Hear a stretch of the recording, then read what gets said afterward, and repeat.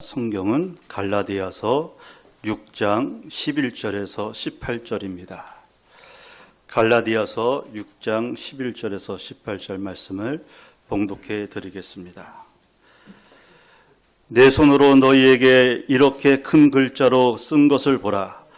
무릇 육체의 모양을 내려 하는 자들이 억지로 너희에게 할례를 받게 함은 그들이 그리스도의 십자가로 말미암아 박해를 면하려 함뿐이라. 할례를 받은 그들이라도 스스로 율법은 지키지 아니하고 너희에게 할례를 받게 하려 하는 것은 그들이 너희의 육체로 자랑하려 함이라. 그러나 내게는 우리 주 예수 그리스도의 십자가 외에 결코 자랑할 것이 없으니 그리스도로 말미암아 세상이 나를 대하여 십자가에 못 박히고 내가 또한 세상을 대하여 그러하니라. 할례나 무할례가 아무것도 아니로되 오직 새로 지으심을 받는 것만이 중요하니라. 무릇 이 규례를 행하는 자에게와 하나님의 이스라엘에게 평강과 긍휼이 있을지어다. 이후로는 누구든지 나를 괴롭게 하지 말라. 내가 내 몸에 예수의 흔적을 지니고 있노라. 형제들아, 우리 주 예수 그리스도의 은혜가 너희 심령에 있을지어다. 아멘. 찬양대의 찬양이 있겠습니다.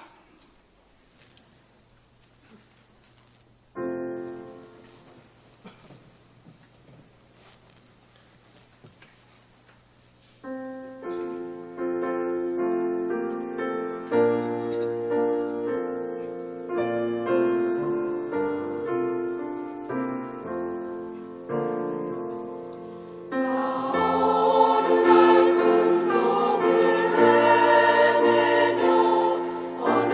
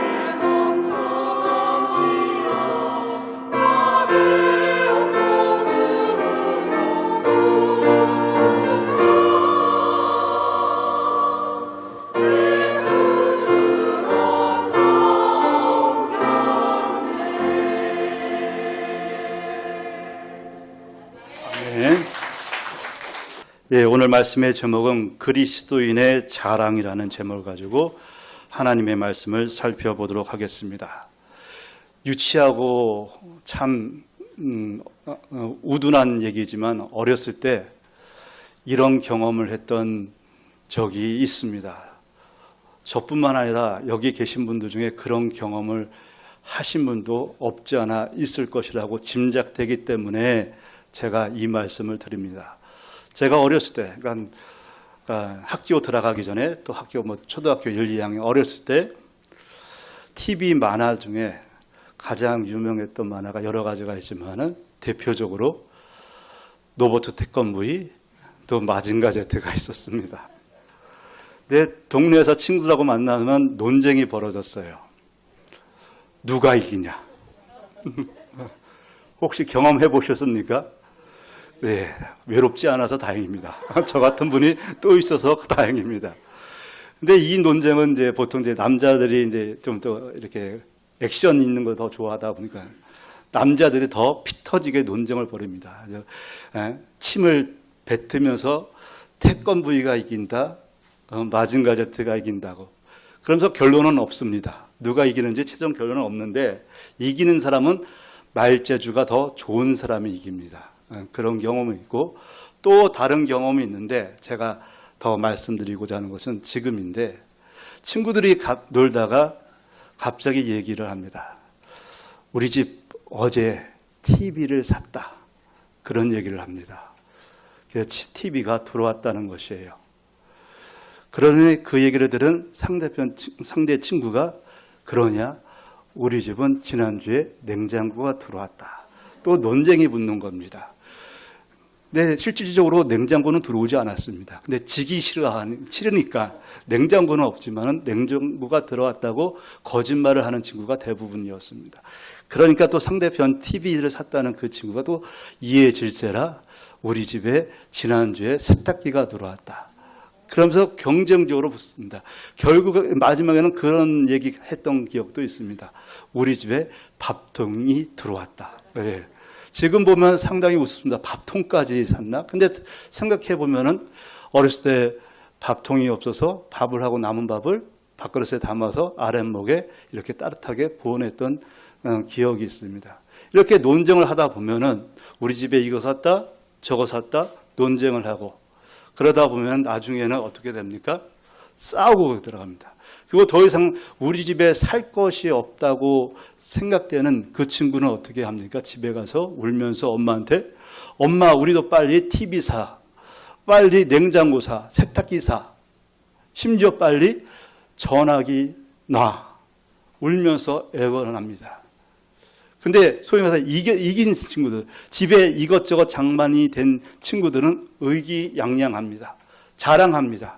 그래, 우리 집에 TV 있다, 냉장고 있다, 세탁기 샀다, 전화기 놨다, 밥통 샀다, 이것저것 샀다면서 갖춘 거에 대해서 자랑을 합니다. 어린 나이임에도 불구하고 자신이 가지고 있는 것, 자기 집에 있는 것으로 어린 친구들조차도 자랑을 합니다. 근데 이 자랑하는 것은 애나 어른이나 큰 차이가 없는 것을 보게 됩니다. 우리도 다 자란 성년이지만은 남들하고 비교하는 모습을 어쩔 수 없이 갖고 있습니다. 사도 바울은 그거에 대해서 오늘 말하고자 하는 것입니다. 자랑하는 것. 이 자랑하는 것을 성경에서는 금하고 있는데 이거에 대해서 사도 바울은 엄청나게 강조를 하고 있다고 말씀드릴 수가 있습니다. 사도 바울이 오늘 쓴 이 갈라디아서는 이 갈라디아 지역에 있는 교회에 대해서 1차 전도 여행을 통해서 세운 교회입니다. 그러면서 사도 바울은 열심히 예수 그리스도의 십자가의 복음을 전하였습니다. 그때까지는 좋았어요. 근데 문제는 사도 바울이 다른 곳으로 선교하기 위해서 떠난 이후에 문제가 생겼던 것이죠. 대표적인 문제가 무엇이냐면은 이제 교회 안으로 들어온 유대인들이 있었습니다. 예전에는 모세 율법을 따르던 그런 사람들이었습니다. 근데 사도 바울의 전도로 예수를 믿게 되고 교회를 다니게 된 것입니다. 근데 이들이 문제를 일으켰다는 것입니다. 먼저 교회 안으로 들어온 이 유대인들이 이제 새롭게 이방인들이 전도를 받고 예수를 믿으면서 교회 안으로 들어오니까 이 유대인들이 하나 텃세를 부리는 것이었습니다. 그것은 너희들이 예수 믿느냐 하나님 믿느냐 그러면 육신의 할례를 받아야 된다는 것이에요. 꼭 받아야 한다고 강조를 하였습니다. 이 소식을 들은 사도 바울은 이것은 다른 복음이다. 내가 너희들에게 전해준 복음은 이런 복음이 아니야. 예수 그리스도를 위해서 살아가는 것이, 예수 그리스도께서 말씀하시는 것을 지키는 것이 진짜 복음인데 너희들 이상한 소리를 하고 있어 하면서 이 갈라디아서를 쓴 것입니다. 사도 바울의 바람은 한 가지밖에 없었습니다. 예수 그리스도의 모습을 닮아가는 것, 그것을 원했는데 사도 바울이 떠나니까 갈라디아 교인들은 과거에 그 구습에 얽매여 있어서 새로 전도받은 이방인 사람들에게 반드시 이 할례를 받으라고 요구했던 것입니다. 왜 유대주의자들이 왜 그랬을까요? 그것을 성경에서는 말하고 있는데 이 사람들은 육체적으로 드러나는 것, 그 외모로 드러나는 것을 치중하고 있었습니다. 그것을 당연히 생각했다는 것입니다. 그러기에 이들은 하나님을 믿는 자들은 당연히 할례를 받아야 한다고 강조를 해야 했습니다.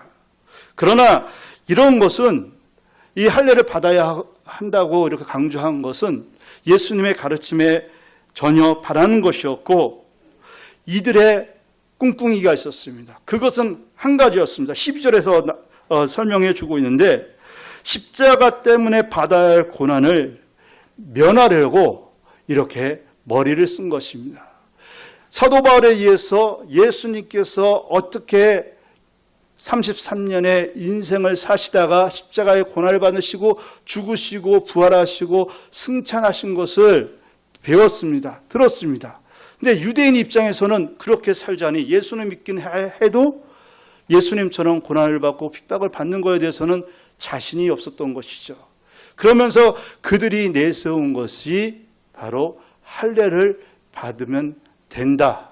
그렇게 이해를 했고 그것을 이들은 벌써 할례를 받았기 때문에 새롭게 예수를 믿은 이방인들에게 할례 받을 것을 강요했다는 것입니다. 이 유대인들은 이스라엘 대대로 내려오는 육체의 할례를 포기할 수 없었던 것입니다. 할례를 받은 것에 대한 자부심이 강했고 그러기에 할례는 필수며 구원을 받기 위해서는 절대적으로 필요한 절차라고 강조했다는 것입니다. 예수님의 말씀을 뒷전으로 생각하고 할례만을 강조하면서 이 할례를 자신이 받은 것을 자랑하고 하나의 특권으로 생각했다는 것입니다. 그런데 사도 바울은 15절에서 할례를 받은 것이나 할례를 받지 않은 거나 하나님 앞에서 예수 그리스도 앞에서는 아무런 의미가 없다는 것을 강조하고 있는 것이죠. 이 말씀은 갈라디아서 5장까지 계속해서 몇 번에 걸쳐서 강조하고 있습니다. 할례가 중요치 않다. 할례 받으면은 구원받고 할례 받지 못하면은 큰일 나는다. 그런 것이 아니다라는 것을 강조하고 또 마지막 장 6장에서도 동일한 말씀을 하고 있습니다. 근데 문제는 무엇입니까? 이 유대인들이 예수를 모르고 예수를 믿지 아니하는 사람이었는가라는 것입니다. 바울의 전도를 통해서 예수를 믿게 되었습니다. 그럼에도 불구하고 그들은 과거의 그런 풍습을 그대로 이어받고 있었다는 것이죠. 과거에 좋은 것은 본받아야겠지만은 예수 그리스도의 복음으로 인해서 과거의 것을 버려도 상관이 없는 것조차도 아직까지 붙잡고 그것으로 신앙생활을 하고자 했던 것입니다. 조정민 목사님이라는 분이 있습니다. 80년대, 90년대 기자로서 또 뉴스 앵커로서 이렇게 유명했던 목사님입니다. 근데 느지막하게 예수를 믿고 나중에 신학을 하고 목사님이 되시고 지금도 목회하시는 분입니다. 유명한 목사님입니다. 그분이 얼마 전에 책을 쓰셨습니다. 교회 속 반그리스도인이라는 제목으로 책을 쓰셨는데 그 내용은 그렇습니다. 그리스도의 가르침을 무시하고 대적하는 사람은 예수를 믿지 아니하는 사람이 아니라 그들은 반그리스도인이 아니라 비그리스도인이다라고 정의를 냅니다. 비자는 아닐 비자, 한자로 아니니까 그리스도인이 아니니까 상관이 없다는 것입니다. 그런데 이 교회 속 반그리스도인은 여기서 반은 절반을 얘기하는 것이 아니라 반대하다의 반자를 얘기합니다. 교회 안에 그리스도인이라는 것을 반대하는 사람들이 있다는 것입니다. 그러면서 이 목사님은 7가지 부류의 그리스도인들이 교회 안에 있는데 그들의 모습을 보면은 오히려 예수 믿는 것을 반대하는 모습을 가지고 있다는 것이에요. 예수님의 가르침에는 절대로 그런 말씀이 없음에도 불구하고 교회 안에서 예수를 믿는다고 하면서 예수님의 가르침과 더 떨어진 그런 생활을 하고 있다는 것이에요. 그 책을 제가 읽고 나서는 오늘 본문을 보니까 이 유대인의 모습 속에서 바로 반그리스도인의 모습을 발견할 수가 있었습니다. 이 목사님의 책에서는 7가지로 분류했다고 했는데 제 나름대로 이 유대인의 모습을 보니까 이 책을 기준으로 해서는 이 유대인들은 이기적인 그리스도인이며 또 게으른 그리스도인이라고 말씀드릴 수가 있습니다. 이기적인 그리스도인은 무엇이냐면은 자기 자신에 대한 확신이 너무 강해서 그리스도의 말씀을 자기 자신의 생각과 이익의 기준에 따라서 바라보고 해석하는 그리스도인들을 말합니다. 이 목사님이 이렇게 주장하고 있습니다. 그러니까 예수님의 말씀을 기준으로 해석하고 이해해야 되는데 자기 자신의 생각이 너무 강해서 자신의 주장을 합리화시킨다는 것입니다. 또 이 책에서 이 유대인의 모습을 발견하겠는데 하나는 게으른 그리스도인이라는 것입니다. 즉 예수님의 말씀을 배우는 것에 최선을 다하는 것이 아니라 부지런한 것이 아니라 게을러서 진리를 알려고 하는 노력도 없고 하나님께서 나를 향하신 뜻을 무엇인가 발견하고자 하는 그런 애씀이 없다는 것입니다. 그러면서 입으로만 신앙생활을 하는 그리스도인들이 게으른 그리스도인이라는 것이에요. 이런 사람들이 교회 안에 있다는 것입니다. 이 유대인을 통해서 그런 모습을 발견을 하게 됩니다. 예수를 믿었지만은 그들은 자신의 생각과 주장을 내세우면서 자신의 주장을 합리화했습니다. 예수님의 가르침을 뒷전으로 놨습니다. 그리고 예수님의 가르침을 배우기 위해서 노력하는 모습이 없고 게을렀습니다. 그렇기 때문에 사도 바울이 이들을 통해서 자신의 과거 모습을 발견하게 되었고 절대로 자기 자신을 자랑하지 말라고 강조했던 것입니다. 왜요? 사도 바울이 처음부터 예수를 잘 믿은 사람이었다고 한다면은 이 유대인들의 모습에 대해서 저러면 안 돼라고 이렇게 별 얘기를 안 했을 것입니다. 그런데 이 유대인들의 모습을 보니까 과거의 자신의 모습이었어요. 아시다시피 사도 바울이 얼마나 예수 믿는 사람들을 박해했습니까? 스데반 집사 죽이는데 그 현장에 있었던 사람입니다. 그렇기 때문에 이 유대인들의 모습을 더 적나라하게 바르게 지적하고 있는 것이었습니다. 사도 바울이야말로 반그리스도인의 모습을 가지고 있었습니다. 사도 바울만큼 배운 사람이 없었고 가진 사람이 없었습니다. 그렇기 때문에 자신의 과거의 잘못을 알기에 이 유대인들의 모습에 대해서 엄한 질책을 하고 책망을 했던 것을 보게 됩니다. 그래서 너무 답답해서 유대인들이 또 고린도 전후서를 보면은 이 고린도 교인들을 향해서 또 빌립보 교인들을 향해서 너무 답답한 마음에 제발 갈라디아 교인들뿐만 아니라 모든 지역의 성도들이 예수 믿은 다음에 자기장에 빠져 있었어요.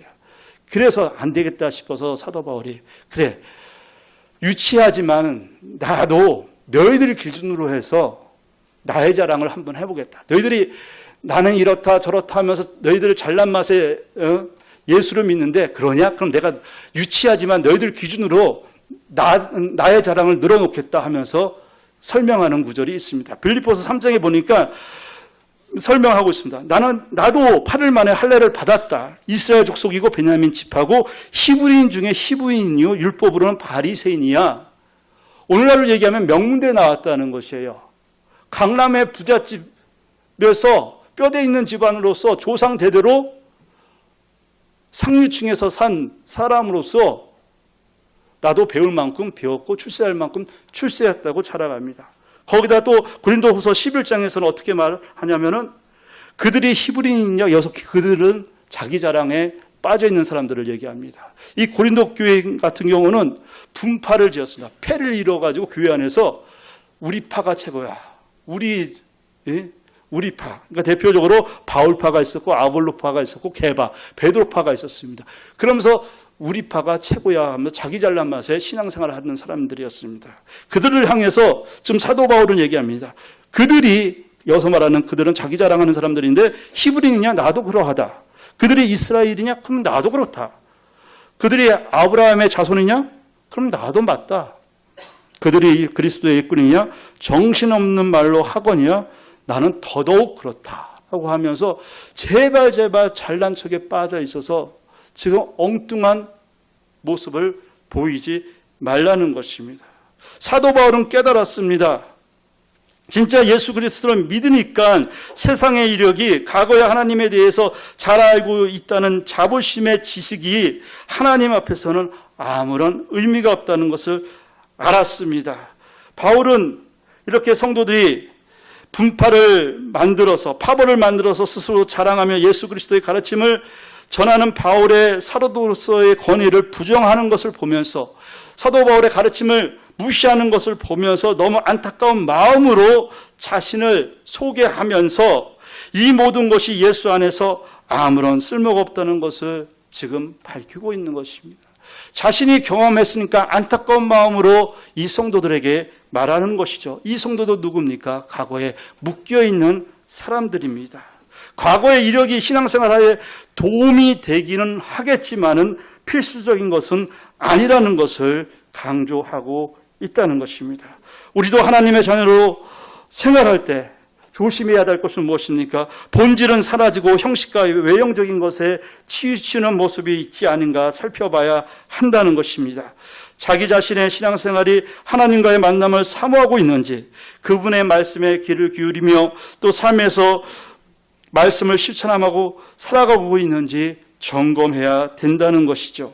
예수 그리스도를 믿기 전에 가지고 있던 가치관과 생각을 가지고 지금까지 신앙생활을 하게 있다면은 큰 잘못을 범할 수가 있습니다.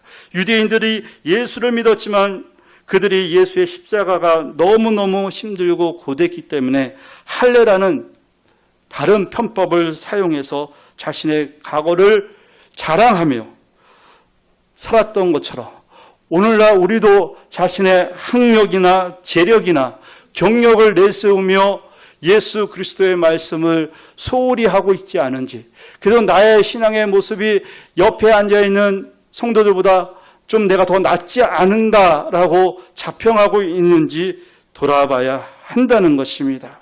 우리가 알아야 할 것이 있습니다. 바로 그것은 자신의 이름을 높이면 높일수록 자랑할수록 하나님의 은혜는 사라지게 된다는 것입니다. 내 이름을 높일수록 예수님의 자리는 우리 마음 속에서 사라진다는 것이죠. 어렸을 때 놀이터에서 그런 것을 많이 탔을 것입니다. 물론 지금도 타라고 하면 타는 것이죠. 놀이터에 가면 여러 가지가 있습니다. 미끄럼틀도 있고 구름사라지도 있는데 시소라는 거 아십니까? 네, 어떻게 타는 거죠? 네, 한 일자로 쫙 된 거에서 앉아가지고 양쪽에 사람이 앉아가지고 오르락 내리락 하는 것입니다. 어떻습니까? 내가 올라가려고 하면 상대방이 내려가야 되고 내가 내려가면은 상대방이 올라가는 것이죠. 바로 그렇습니다. 내가 올라가면은 예수 그리스도가 내려가게 됩니다. 근데 내가 내려가면은 예수 그리스도는 올라가게 된다는 것이죠. 그러니까 우리가 신앙생활할 때 나의 이름을 드러내고자 올라가고자 하면은 예수의 이름은 내려가게 된다는 것입니다. 낮아지게 된다는 것이에요. 그렇지만은 내가 낮아지면은 예수 그리스도의 이름은 높임을 받게 된다는 것입니다. 바로 그것이 사도 바울이 강조하고자 했던 것입니다. 사도 바울은 이제 새로운 자랑이 그리스도인들에게 있다고 말을 하고 있습니다. 너희들이 진짜 그리스도인들이냐? 그러면은 너희들이 자랑할 것은 너희 자신이 아니라 진짜 자랑할 분이 있는데 바로 그분은 예수 그리스도라고 말하고 있습니다. 우리가 본문 14절의 말씀을 다 같이 읽어보도록 하겠습니다. 본문 14절입니다. 다 같이 한 목소리로 읽겠습니다. 그러나 내게는 우리 주 예수 그리스도의 십자가 외에 결코 자랑할 것이 없으니 그리스도로 말미암아 세상이 나를 대하여 십자가에 못 박히고 내가 또한 세상을 대하여 그러하니라. 아멘. 예수 그리스도의 십자가밖에 자랑할 것이 없다는 것이에요. 이것은 사도 바울의 신앙 고백입니다. 자신이 경험하니까 진짜 자랑할 것은 예수 그리스도의 십자가밖에 없다는 것이에요. 사도 바울의 과거는 자기 잘난 맛에 살았는데 진짜 예수를 믿으니까 우리가 아까 살펴본 빌립보서 3장 9절에 8절 9절에 어떻게 말을 하고 있습니까? 과거의 것은 다 배설물로 여겼다고 말하고 있습니다. 원래 없었던 사람, 원래 못 배운 사람이 아니라 가질 거 다 가졌고 배울 만큼 배웠고 사회에서 엘트 위치에 있던 그 사람이 막상 예수를 믿고 살아보니까 다 부질없다는 것을 인정했다는 것입니다. 그러면서 사도 바울은 진짜 살아가야 할 때 알아야 할 것을 설명해 주고 있는 것이죠. 모든 사람들이 예수님의 십자가를 혐오하고 미워했지만은 거기서 하나님의 지혜와 능력을 보았습니다. 사도 바울은 하나님이 친히 예수 안에서 낮아지심으로 인간이 높여졌음을 깨달아 알았던 것이죠. 또 하나님이 친히 미련하여 지심으로 인해 독생자 예수를 이 세상에 보내시고 고초당하게 하시고 십자가에 못 박게 하시고 죽게 하시고 부활하게 하심으로 인해서 인간에게 높임을 선물로 주셨다는 것입니다. 하나님의 미련하심으로 인해서 인간은 지혜롭게 되셨고 하나님께서 친히 연약하게 되심으로 인해서 그분을 믿는 자에게 능력을 주셨다고 성경은 말씀해 주고 있습니다. 그러기에 십자가는 억지로 마지못해 따라가는 길이 아니라 오히려 생명을 경험하고 지혜와 능력을 맛보는 바로 참다운 길이라는 것을 사도 바울은 모든 서신서에서 강조하고 있는 것입니다. 그러기에 예수의 자랑이 바로 우리가 해야 할 일이라고, 예수를 진짜 믿는 사람들이 해야 할 일이라고 지금 말하고 있습니다. 그래서 예수님을 자랑하라고 수없이 많이 여러 곳에서 말하고 있는데 한 절만 보도록 하겠습니다. 고린도전서 1장 31절에서 이렇게 말하고 있습니다. 다 같이 읽도록 하겠습니다. 자랑하는 자는 주 안에서 자랑하라. 아멘. 자랑하는 자는 주 안에서. 여기서 주는 어떤 주를 말씀하고 있습니까? 우리를 위해서 십자가를 못 박히고 죽으시고 부활하신 그 주를 자랑하는 것입니다. 그것만이 진짜 우리의 자랑거리라는 것입니다. 그러기에 예수 그리스도의 십자가를 자랑하는 자는 어떻게 살아야 하는 것입니까? 예수 그리스도의 십자가를 자랑할 때 새로운 삶이 시작된다고 말씀드릴 수가 있습니다. 그리고 새로운 인생의 목표가 세워진다는 것이죠. 이것은 외형적이고 형식적인 것이 아니라 인간의 근본적인 생각과 판단 기준을 예수님께 맞추는 것입니다. 뿌리가 달라진다는 것이죠. 뿌리가 달라지면 모든 것이 달라집니다. 제가 가는, 때 되면 가는 이발소가 있는데, 거기 가면은 많은 남자들이 이발을 하러 옵니다. 제가 남자 전용, 이발하는 곳에서 하는데, 근데 거기 보면은 연세 드신 분들, 60대, 70대, 80대 분들이 정기적으로 오셔서 염색을 하십니다. 우리 성도님들 중에도 염색하시는 분들이 많이 있는데, 그런데 염색을 아무리 하더라도 얼마나 버팁니까? 예, 기껏해야 한 달입니다. 예. 거기서 제가 몇 년째 그곳을 이용하다 보니까 다 이제 연세 드시는 분들 염색하실 때 얘기를 듣게 됩니다. 그러다 보면은 아무리 버텨도 한 달 되면은 다 원래 머리, 어떤 머리입니까? 흰 머리가 나온다는 것이죠. 이 염색은 잠시 검은 머리로 포장해 주지만은 시간이 지나면은 그 뿌리로 인해서 흰 머리가 나오게 된다는 것이죠. 어쩔 수 없는 것이죠. 그것은 무엇입니까? 아무리 우리의 신앙생활이 포장을 하려고 해도 길어봤자 얼마 되지 못 간다는 것입니다. 얼마 지나지 않아서 그 미천이 드러난다는 것이죠. 그런데 우리 신앙의 그 뿌리를 바꾸게 된다면은, 뿌리를 바꾸면 어떻게 됩니까? 모든 것이 달라지는 것이죠. 예, 길거리에 잡초가를 우리가 뽑습니다. 근데 시간 지나면, 며칠 지나면 잡초가 자라납니다. 왜 잡초가 다시 자라납니까? 잡초를 뽑을 때 뿌리까지 뽑지 않았기 때문에 며칠 지나서 자라납니다. 결과적으로 뿌리를 뽑아야지 새로운 것이 나온다는 것이죠. 우리의 영혼도 그렇습니다. 예수 그리스도의 복음으로 우리의 잘못된 과거의 그 뿌리를 뽑아야 된다는 것이죠. 그래야지 예수 그리스도의 십자가를 자랑하며 살 수 있다는 것입니다. 사도 바울은 그것을 얘기하는 것입니다.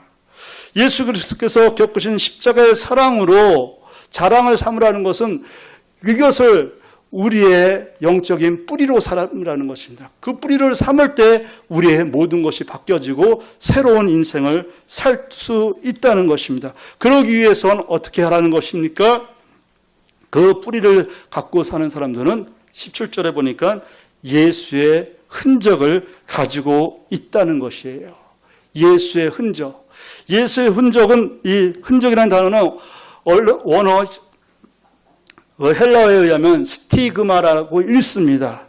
이 뜻은 원래 소나 양 같은 가축들을 주인이 이것은 나의 가축입니다라는 표시하기 위해서 자신의 소유라는 것을 나타내기 위해서 어떤 글씨를 새기든지 어떤 모양을 새기든지 하면서 표시하는 것입니다. 그냥 볼펜으로, 매직으로 표시하는 것이 아니라 불에 달군 그 뜨거운 것으로 그 동물들의 몸에 지지는 것입니다. 지지면 어떻게 됩니까? 영원히 사라지지 않죠. 근데 이것을 동물들에게만 했느냐? 고대 이 당시에 누구한테 했냐면 노예, 종한테도 그랬습니다. 그 주인이 이 노예는 나의 것입니다 하면서 이 흔적을 몸에 남겼다는 것이죠. 지금 사도 바울은 그 흔적이 자신 몸에 있다는 것이에요. 그러니까 이 흔적은 절대로 지워지지 않는다는 것입니다. 근데 또 문제는 무엇이냐면은 여기 보니까 예수의 흔적을 가지고 있다라고 했는데 단수입니까? 복수입니까? 성경에서는 단수로 표시되어 있습니다. 근데 언어 성경 보니까 복수로 기록되어 있다는 것입니다. 그래서 스티그마타 해서 복수입니다. 그러니까 사도 바울의 몸속에 예수의 흔적이 하나만 있는 것이 아니라 여러 개가 있다는 것을 설명해 주고 있습니다. 그러면 이 흔적이 무엇일까요? 예, 학자들에 의하면은 이 성경을 통해서 추론해 본 건데 고린도후서 11장 23절에서 27절에 나와 있는 말씀이 고난의 흔적이 아닌가, 사도 바울의 고난의 흔적이 아닌가라고 짐작을 합니다. 이 성경에 보니까 우리가 다 읽지 않겠지만 설명해 드리도록 하겠습니다. 보면 그러니까 옥에 사도 바울이 얘기합니다. 자신의 경험입니다. 옥에 갇히기도 하고 또 매도 수없이 맞기도 하고 죽을 뻔도 수없이 했습니다. 그리고 40에 하나 감한매를 5번 맞기도 하였습니다. 그리고 태장도 맞기도 하고 돌로 맞기도 하고 또 배가 부서져서 3번씩이나 바닷속에 빠져서 고생을 했습니다. 그리고 강도도 만나기도 하고 또 이방인들의 유혹도 받기도 하고 광야의 위험, 바다의 위험, 또 모함도 받기도 했습니다. 그리고 더워서 고생하고 추워서 고생하고 굶주려서 고생했던 기억이 수없이 많이 있다고 고백하는 내용이 나옵니다. 이것이 바로 사도 바울의 예수의 흔적이었습니다. 그러면은 우리도 사도 바울처럼 선교지에 가서 목숨을 걸고 이렇게 돌로 맞기도 하고 침뱉음을 당하기도 하고 몽둥이로 맞기도 하고 그렇게 살아야 하는 건가요? 그것은 아닙니다. 그것을 말하고자 하는 것이 아니다. 사도 바울이 말하고자 하는 것은 인생의 삶의 태도를 바꾸라는 것이에요. 바꾸면은 생각이 바뀌니까 행동이 바뀌게 된다는 것입니다. C.S. 루이스라는 유명한 작가가 있습니다. 나르니아 연대기라는 영화도 3편에 걸쳐서 이분이 쓰셨는데 벌써 돌아가신 지는 몇십 년 지났습니다. 이분의 쓴 그런 글을 가지고 소설을 가지고 영화로 만들기도 하였습니다. 그런데 이분이 평신도임에도 불구하고 유명한 신학자입니다. 그래서 기독교를 엄청나게 변증한 책이 있습니다. 그런데 그것이 이제 순전한 기독교라고 우리나라 말로 번역돼서 지금 몇십 년이 지난데도 잘 팔리는 책입니다. 기독교 변증자로서 그는 예수님에 대해서 말합니다. 우리가 자신이라고 부르는 것을 덜어내고, 즉 자신을 드러내는 것을 좀 낮추면은 그 자리에 그리스도로 채울 때 아이러니하게도 역설적으로 예수가 채워지는 것이 아니라 우리 자신이 더 채워지고 우리의 진짜 모습을 발견할 수 있다라고 밝히고 있습니다. 나를 비우고 예수를 채워지니까 예수로 가득해야 되는데 시간이 지나서 나중에 보니까 오히려 내가 예수 그리스도의 은혜와 사랑으로 더 성장해 있는 것을 보게 된다고 그렇게 고백했던 것이죠. 바로 그렇습니다. 우리의 인생이 예수 그리스도를 자랑함으로 인해서 내가 낮아집니다.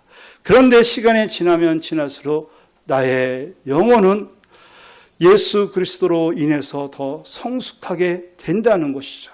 그러므로 인해서 나는 하나님 앞에 과거보다 더 온전한 모습으로 살아갈 수가 있습니다. 그러면서 사도 바울은 이 말씀을 강조하고 있습니다. 우리는 어떻게 살아야 할 것인가? 로마서 14장 8절의 말씀 보도록 하겠습니다. 제가 읽어드리도록 하겠습니다. 우리가 살아도 주를 위하여 살고 죽어도 주를 위하여 죽나니 그러므로 사나 죽으나 우리가 주의 것이로다. 아멘. 사도 바울은 자신의 고백입니다. 사나 죽으나 우리는 주의 것이다. 왜? 우리의 주인은 예수 그리스도이기 때문에 그런 가치관을 가지고 살아가는 것입니다. 말씀을 정리하도록 하겠습니다. 유대인들은 할례를 받은 것을 자랑하면서 자신들은 하나님 앞에 당당하다고 자부하였습니다. 이에 사도 바울은 할례라는 외형적인 것은 형식적인 것이지 절대로 예수 그리스도를 믿기에 합당한 것은 아니라는 것입니다. 필수적인 요건은 아니라는 것을 강조하고 있습니다. 오히려 예수 그리스도를 자랑하는 것이 진짜 그리스도인의 모습이라고 밝히고 있다는 것입니다. 그러면서 그리스도의 십자가를 자랑하는 사람에게는 분명히 예수의 흔적이 그에게 남아있는데 그 흔적은 영원히 지워지지 않는 흔적이라고 강조하면서 그것은 예수의 흔적을 남기는 것은 예수 그리스도를 우리의 주인으로 삼고 살아가는 것이라는 거고 말하고 있습니다. 우리도 동일하게 예수 그리스도를 자랑하면서 예수의 흔적을 우리가 품고 이 세상에서 예수 그리스도로 인해서 승리하시는 복전의 성도님 되시를 간절히 축원드립니다. 기도하시겠습니다. 살아계신 하나님 아버지 감사드립니다. 오늘도 저희들을 사랑하여 주셔서 귀한 날 하나님 전에 나와서 예배드리게 하시고 말씀을 듣게 해주심을 감사드립니다. 우리가 진정 나 자신을 사랑하고 자랑하는 것이 아니라 우리를 위해서 이 낮고 천한 이 땅에 오시고 고난과 고초를 받으시고 십자가의 죽음을 가장 비참한 죽음을 당하셨지만은 3일 만에 부활하셔서 우리에게 영원한 생명을 허락하시고 승천하셔서 나중에 우리를 영원한 구원으로 인도해 주신 예수 그리스도를 믿기에 이 자리에 나아싸우니 우리가 그 예수 그리스도를 자랑하는 하나님의 자녀가 되게 하여 주시옵소서. 모든 것 아버지께 맡겨오며 예수 그리스도의 이름으로 기도드리옵나이다. 아멘.